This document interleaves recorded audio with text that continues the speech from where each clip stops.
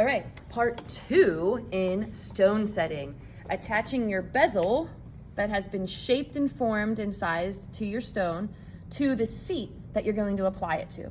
It's important to make sure that this is flat, so make sure you sand it across some sandpaper and then both pieces of metal are clean, okay?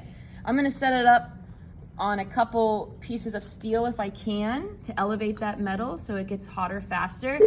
Can't always do that. So before I do that, I'm gonna put some flux down. It's like a glazed donut, you know, doesn't have to be perfect. Set it down right here, okay? And I'm gonna put solder, medium solder, because I soldered hard around the bezel. So I'm gonna use medium for this one.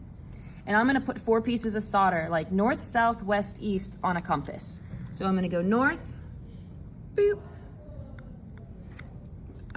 The hardest part is picking up the solder. South, west,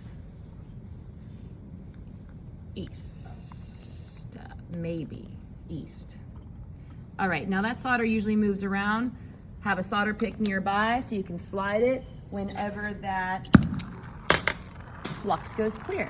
So I'm really trying to avoid the actual bezel wire with my torch. I'm concentrating my heat on the seat, especially if my seat is very large. If I'm soldering my bezel to a big piece of metal, my torch needs to be directly on that. Hottest part of this flame is right just beyond the blue.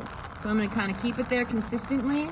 I'm looking at the flux, looking at my solder, making sure that it's moved up against the walls. I'm gonna slide it a little bit over.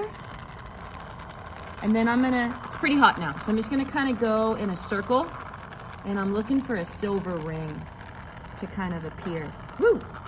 And there we go. There's that silver ring. We want it to go all the way around. And there it is. Part 2.